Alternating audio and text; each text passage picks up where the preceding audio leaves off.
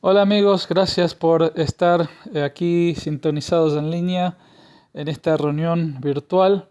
Gracias al pastor Chris Moore de la iglesia de Houston y también al hermano Eduardo, quienes tan amablemente y gentilmente me han dado esta oportunidad de poder compartir algunos pensamientos eh, con ustedes hoy.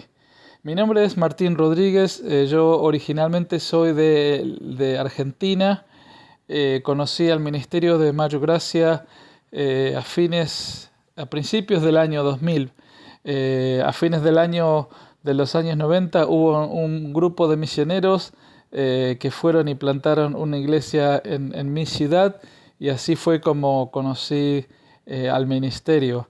Eh, Hacia el año 2003, quien es ahora mi esposa, una misionera de Tacoma, Washington, fue a formar parte del equipo, y así fue como nos conocimos. Y bueno, y tuve la posibilidad de venir aquí a Estados Unidos y terminar con el Instituto Bíblico, y bueno, y el resto es historia. Ahora estamos aquí en la ciudad de Baltimore, en la Iglesia Mayor Gracia, siendo bendecidos por los mensajes, siendo bendecidos por los hermanos, por lo que Dios está haciendo con todas las áreas de la iglesia, del ministerio, con los alcances, con las reuniones, con los grupos en las casas, con todo lo que está sucediendo.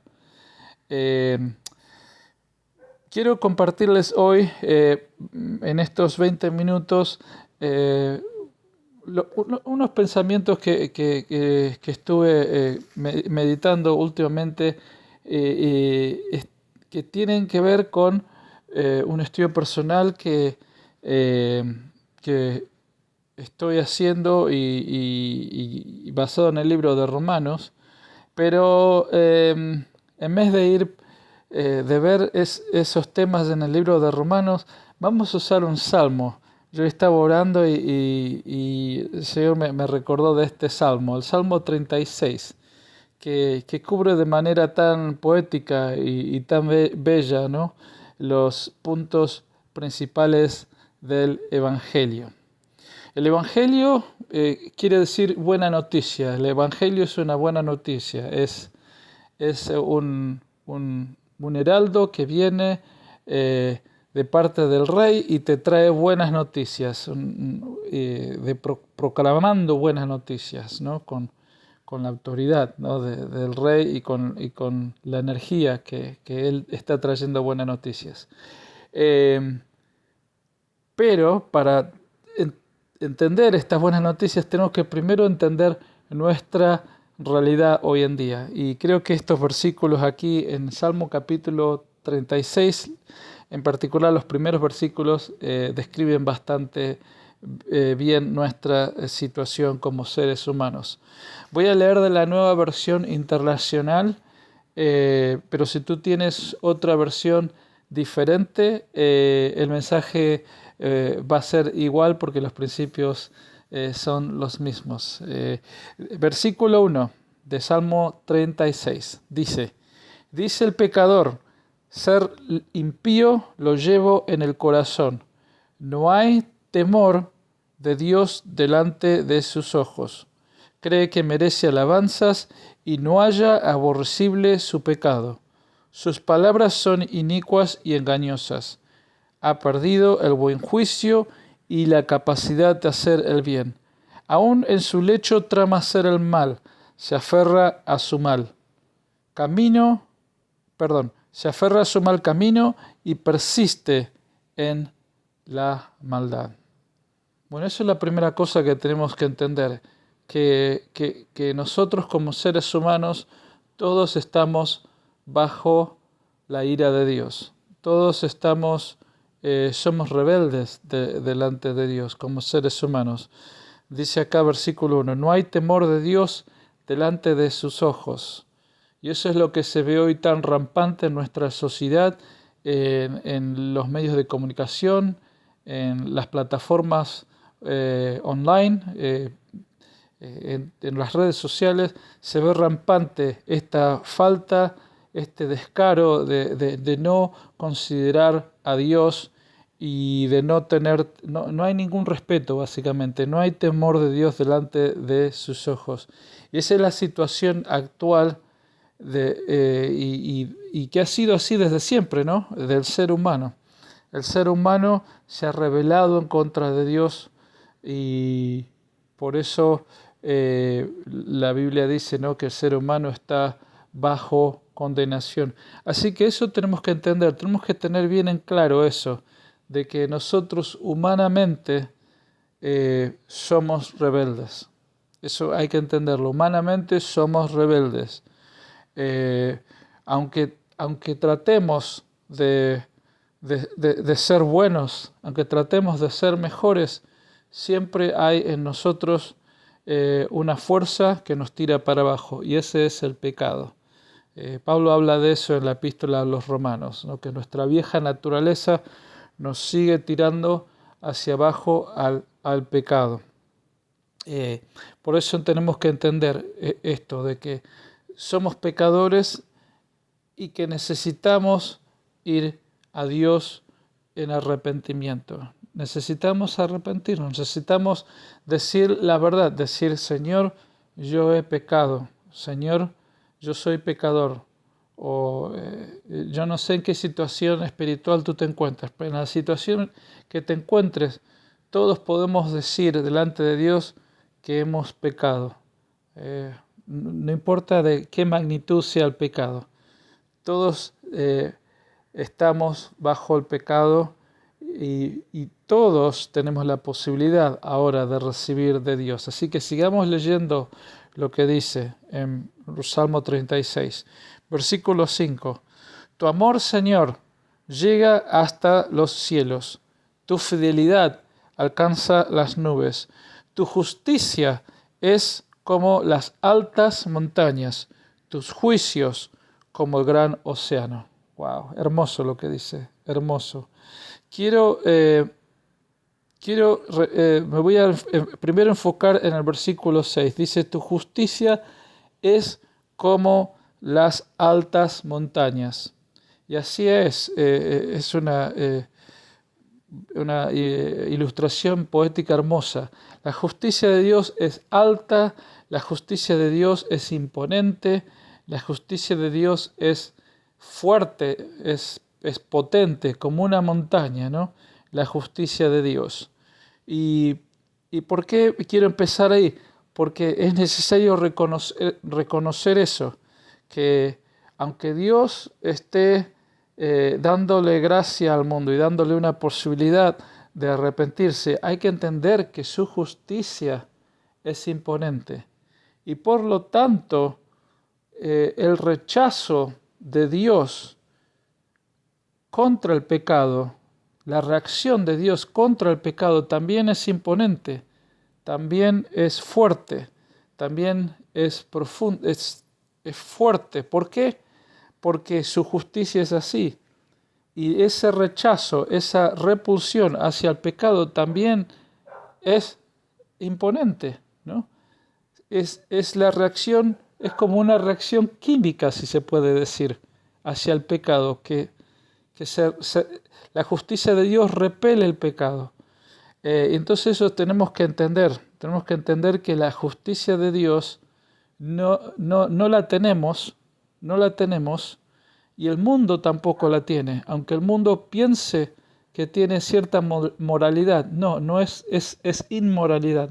El mundo no tiene la justicia de Dios. ¿Y cómo recibimos nosotros la justicia de Dios?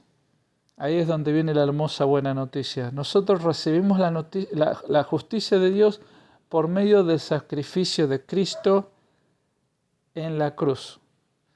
Y volvamos aquí al versículo 5. Dice, tu amor, Señor, llega hasta los cielos. Tu fidelidad alcanza las nubes. Me encanta lo que dice. Yo no sé si es a propósito que la justicia es alta como una montaña, pero que la fidelidad y el amor sobrepasan esa justicia. ¿Por qué? porque Cristo vino a dar su vida por nosotros, aun cuando nosotros éramos pecadores, aun cuando la oposición y el rechazo era imponente como una montaña. Su fidelidad y su amor llegó hasta los cielos y vino a morir por nosotros en la cruz. Él vino a dar su vida por nosotros en la cruz. Jesucristo en la cruz, cuando Él murió y dio su vida por nosotros en la cruz, su sangre fue aceptada por Dios el Padre para cubrir nuestro pecado. Nuestro pecado, que era grande como una montaña también, que era rebelde, Él lo cubrió y ahora el Padre está propiciado, quiere decir que está aplacado, la ira de Él está removida de los que son en Cristo. Si tú estás en Cristo, la ira de Dios ha sido removida en Cristo. La sangre de Cristo cubrió tu pecado. La sangre de Cristo cubrió tu pecado. Y ahora eso se llama propiciación, ¿no? Propiciación quiere decir que esa cobertura de la sangre aplacó la ira del Padre y ahora Él nos expió, que quiere decir que Él ahora removió ese pecado y removió esa culpa, la quitó, ya no existe más esa montaña de ira. En Cristo la Biblia dice que al que no, lo vamos a buscar, 2 Corintios, vamos a buscarlo, 2 Corintios capítulo 5, versículo 21. 2 Corintios capítulo 5, versículo 21. Hermoso versículo. Hermoso versículo. Dice: al que no cometió pecado alguno, por nosotros Dios lo trató como pecador, para que en Él recibiéramos la justicia de Dios. Cristo se volvió pecador, murió en mi lugar, se volvió nuestro pecado, para que en Él nosotros recibiéramos la justicia de Dios. O sea que Dios no solo removió ese pecado, esa montaña de pecado, de ira, no solamente removió, sino que nos dio su montaña de justicia por fe. Y aunque todavía no la vemos, ha sido dada en los cielos, ha sido dada y está esperando, pero ha sido dada y nosotros por la fe creemos en eso. Ha sido dada y nosotros ahora tenemos su justicia. Por eso es que el Salmo puede decir estas hermosas palabras que dice. Sigamos leyendo. Dice, versículo 7. Cuán precioso, oh Dios, es tu gran amor. Todo ser humano halla refugio a la sombra de tus alas. Todo ser humano puede hallar refugio a la sombra de Dios. ¿Por qué? Porque en Jesús encontramos nuestro refugio. En Jesús encontramos esta justicia que nos ha sido dada. Y ahora Él nos puede demostrar este gran amor.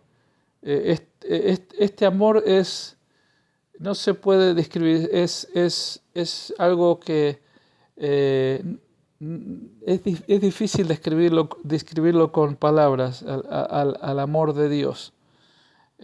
Porque el amor de Dios ha dado su vida por nosotros. No solamente nos dice que nos ama, sino que el amor de Dios hizo algo por nosotros. En Romanos capítulo 5, versículo 8, ¿no? Creo que ya lo he mencionado, dice que Cristo, aunque nosotros todavía éramos pecadores, Cristo murió por nosotros. Lo voy a buscar.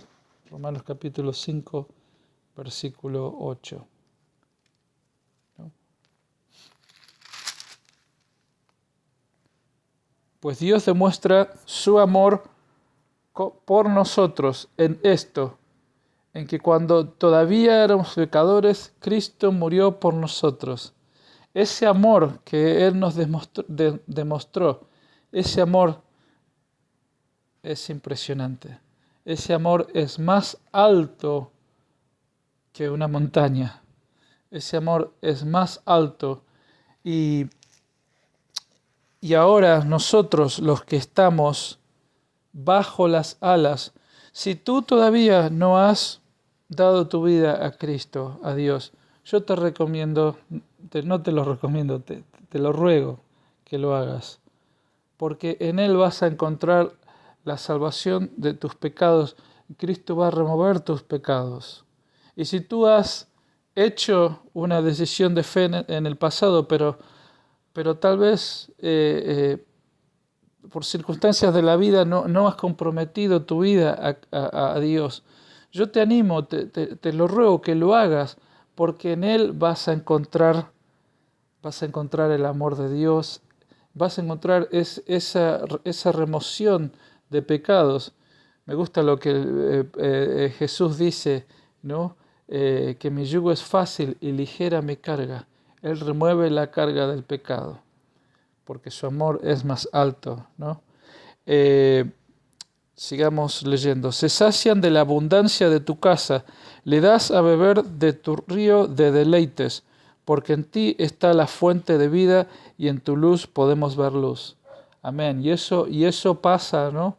Eso pasa cuando nosotros empezamos a caminar en la nueva vida del Evangelio, empezaremos a ver luz, empezaremos a tener renuevo espiritual en nuestro corazón. Este renuevo espiritual es la paz de Dios, porque ahora tenemos paz. Al que ha creído en Cristo, al que ha entendido que ha sido justificado delante de Dios, que Cristo removió toda culpa, entonces ahora podemos, dice Romanos capítulo 5, versículo 1 y 2, que ahora tenemos paz con Dios, tenemos paz. Y esa paz es lo que nos lleva a esta fuente de vida que dice aquí. ¿Sí? En tu río hay deleites. Es impresionante, ¿no? Poder estar en comunión con Dios, saber que tenemos paz. Sigamos leyendo lo que dice. Extiende tu amor, estoy en el versículo 10 del Salmo 36. Extiende tu amor a los que te conocen y tu justicia a los rectos de corazón.